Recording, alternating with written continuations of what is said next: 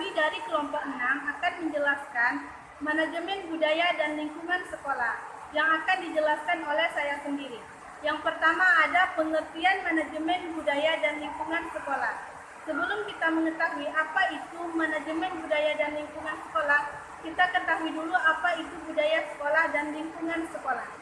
Budaya sekolah adalah sekumpulan nilai yang melandasi perilaku, tradisi, kebiasaan, keseharian, dan simbol-simbol yang dipraktekkan oleh kepala sekolah, guru, petugas administrasi, siswa, dan masyarakat sekitar sekolah. Budaya sekolah merupakan ciri khas, karakter, dan citra sekolah tersebut di masyarakat luas. Kemudian ada lingkungan sekolah. Lingkungan sekolah adalah kesatuan ruang dalam lembaga pendidikan formal yang memberikan pengaruh pembentukan sikap dan pengembangan potensi peserta didik. Nah, dari pengertian di atas dapat kita simpulkan bahwa manajemen budaya dan lingkungan sekolah merupakan salah satu upaya pemerintah untuk mengembangkan karakter positif siswa. Manajemen budaya dan lingkungan sekolah dilakukan agar lingkungan sekolah dapat menjadi tempat yang kondusif bagi penyemaian dan pengembangan watak optimisme, mengembangkan penalaran, pencerahan akal budi, membekali keterampilan dan sikap yang dibutuhkan untuk menjadikan siswa yang jujur, sopan santun, kreatif, produktif, mandiri, dan bermanfaat bagi sesamanya. Kemudian ada prinsip-prinsip manajemen budaya dan lingkungan sekolah.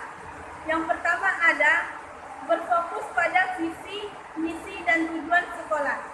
Pengembangan budaya sekolah harus senantiasa sejalan dengan visi, misi, dan tujuan sekolah.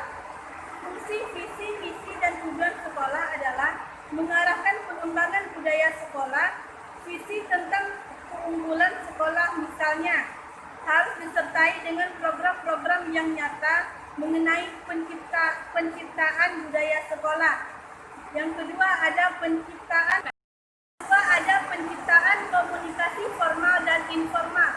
Komunikasi merupakan dasar bagi koordinasi dalam sekolah, termasuk dalam menyampaikan pesan-pesan pentingnya budaya sekolah. Komunikasi informal sama pentingnya dengan komunikasi formal. Dengan demikian, kedua jalur komunikasi tersebut perlu digunakan dalam menyampaikan pesan secara efektif dan efisien.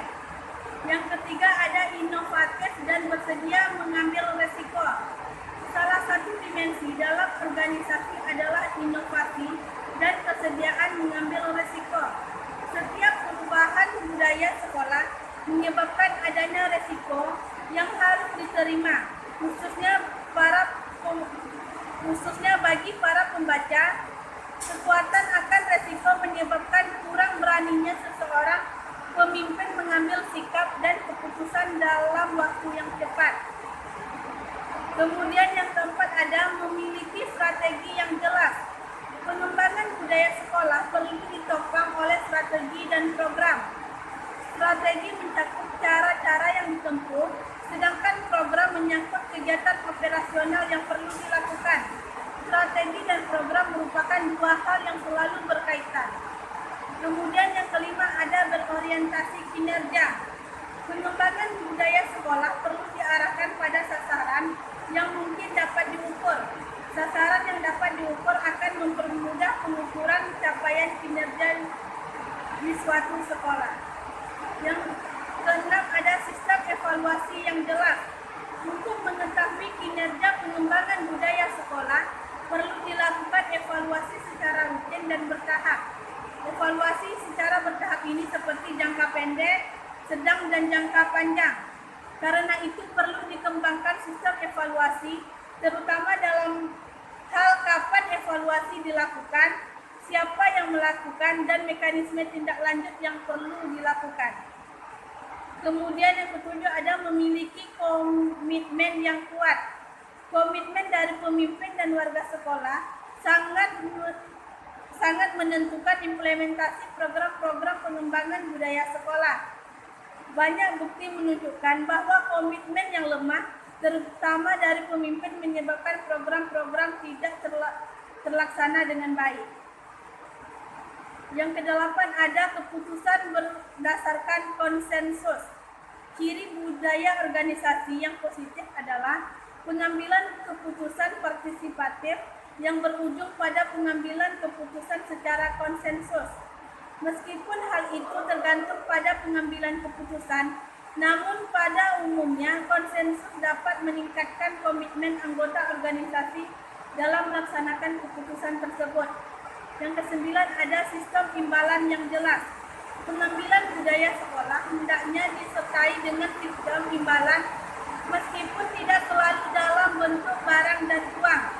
Bentuk lainnya adalah penghargaan atau kredit poin, terutama bagi siswa yang menunjukkan perilaku positif yang sejalan dengan pengembangan budaya sekolah. Yang ke-10, ada evaluasi diri. Evaluasi diri merupakan salah satu alat untuk mengetahui masalah-masalah yang dihadapi di sekolah. Evaluasi dapat dilakukan dengan menggunakan pendekatan curah pendapat atau menggunakan skala penilaian diri. Kepala sekolah dapat mengembangkan metode penilaian diri yang berguna bagi pengembangan budaya sekolah. Demikianlah penjelasan dari saya. Selanjutnya akan dijelaskan oleh teman saya, Frida Anggraini. Baiklah, saya akan melanjutkan penjelasan dari teman saya tadi. Yang selanjutnya ialah implementasi pengembangan budaya dan lingkungan di sekolah. Yang pertama, pengembangan budaya dalam kegiatan intrakurikuler. Yang A, program pengembangan budaya dalam pembelajaran di kelas.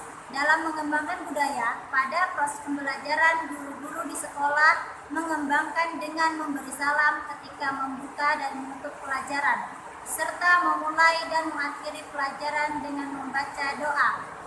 Memberikan contoh yang baik kepada siswa dengan bersikap sopan, ramah, dan peduli kepada para siswa, serta memotivasi mereka agar menumbuhkan sikap tersebut kepada sesama.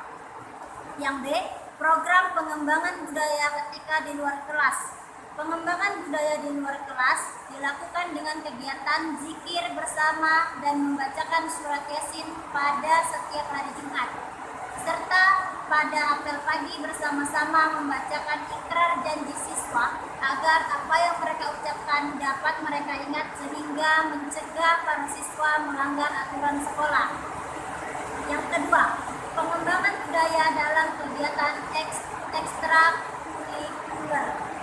Program pengembangan budaya dalam kegiatan keolahragaan.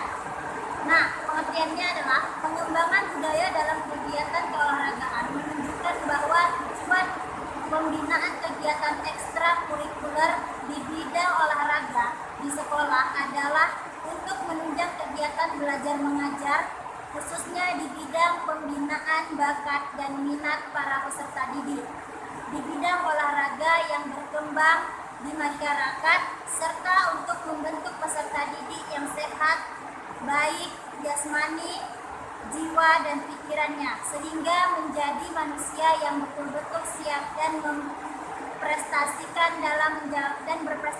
dalam menjalani kehidupannya, baik lingkungan akademik maupun masyarakat. Selanjutnya, program pengembangan budaya dalam kegiatan kepramukaan. Gerakan kepramukaan berfungsi sebagai lembaga di luar sekolah dan sekaligus merupakan wadah pembinaan para generasi dengan menggunakan prinsip dasar kepramukaan.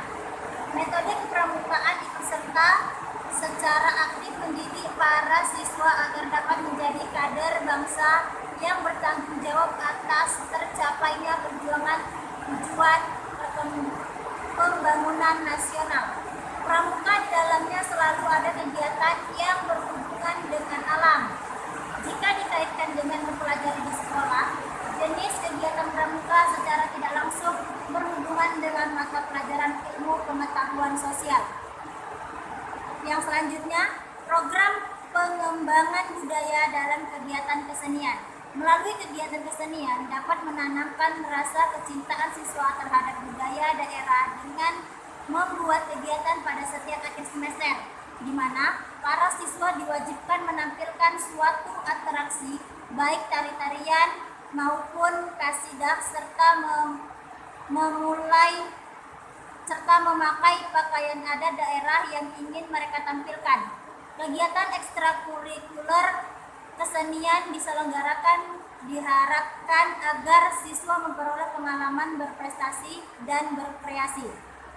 Kesenian mempunyai daya kemampuan yang luar biasa untuk mengasah logika dan retorika berpikir. Hanya saja, dalam kebanyakan khusus, kemampuan kesenian ini belum sepenuhnya disadari masyarakat melalui ekstrakurikuler kesenian ini. Diharapkan mampu menciptakan sumber daya manusia yang mempunyai kecakapan menyikapi perubahan kini dan masa yang akan datang. Terima kasih. Sekian dari kami. Assalamualaikum warahmatullahi wabarakatuh.